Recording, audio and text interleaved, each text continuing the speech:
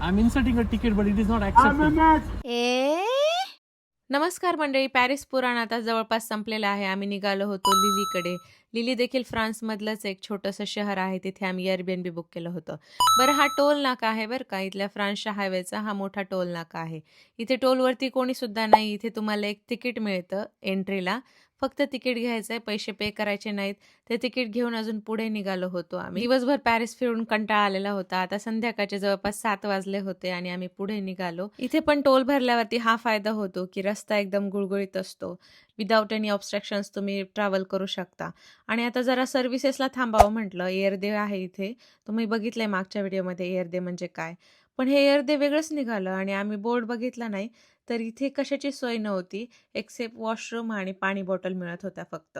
तेवढ्या 2 सुविधा होत्या. तिथून पुढे निघालो आणि आता खरी गंमत चालू होती. आता इथे भरायचे होते पैसे टोलचे, कारण इथे टोलचा रस्ता संपलेला आहे. इथे सुद्धा कोणीच हेल्प करायला नाहीये.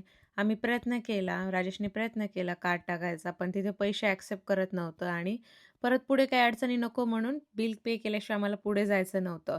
म्हणून तिथे हे ग्रीन बटन दिसलं आणि तिथे आम्ही हेल्प मागितली. जेव्हा आम्ही हेल्पसाठी कॉल केला, तेव्हा कळलं की तिथे जे हेल्प सेंटरवरती लोक आहेत त्यांना तर इंग्लिशच येत नाही. त्यांना आम्ही कॉल केल्यावरती त्यांनी लगेच फोन उचलला, पण तो काय बोलला ना आम्हाला काहीच कळत नव्हतं. तो असा काय बोलला हे ऐका आता, तुम्हाला काय समजतंय का? Hello, I'm inserting a ticket. moment, please. Moment. Moment. बघितलं ना, तो किती असं वाटलं ओरडलाय की काय आमच्यावरती. पण असो, हेल्प सेंटरला सुद्धा इंग्लिश नाही आहे इथे. त्याच्यामुळे बी रेडी जर फ्रान्सला येणार असाल तर. आणि पुढे काय झालं ते पुढच्या व्हिडिओमध्ये नक्की बघा. Thank you for watching. Bye.